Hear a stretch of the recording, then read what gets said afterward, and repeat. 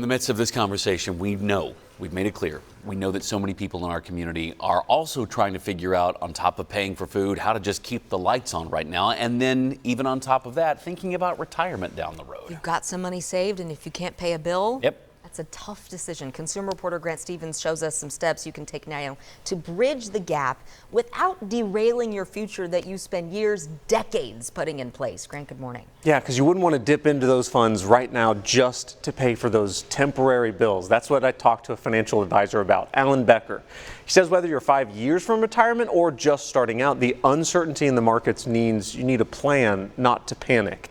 He says you should protect your savings by tapping short-term resources first. That means a lot of things. It really depends on your situation. But for example, ask your lenders for payment pauses. Talk to them. Use zero-interest credit cards or a home equity line instead of pulling from your 401k. Cutting unnecessary expenses like canceling subscriptions, that's also another thing that can just stretch your budgets until things stabilize. But he also talked about crisis planning. That's the words he's using for it. It means getting ready to pivot. So you might need to know which bills are non-negotiable and which ones might be able to wait. He also says don't be afraid to dip into community help, those nonprofit resources, early before any problems snowball. The market's ups and downs can hit your savings hard, especially if you're nearing retirement.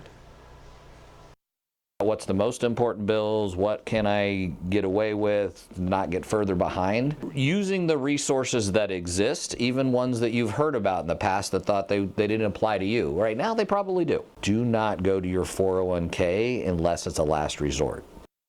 And the reason you don't do that is because you can incur extra taxes and extra fees if you dip into that throughout the year when you're not supposed to. That's why he was saying use any of those other resources first before you do 401k. Yeah. It's tempting to have that pot of money just right Sitting there, there. but man, is that not what you're going to need. Yeah, short term versus long term, and that's what he's really trying to get people to weigh in. And he also says if you use some of those more short term moves like a zero interest credit card, just remember you got to pay that back. Yeah. You do have to pay that back. So that's the way you bridge that too. gap. Mm-hmm. Yeah. These are hard decisions. It's hard enough to have retirement and enough of that for so many people in the first place. Grant, thank you. Thank you.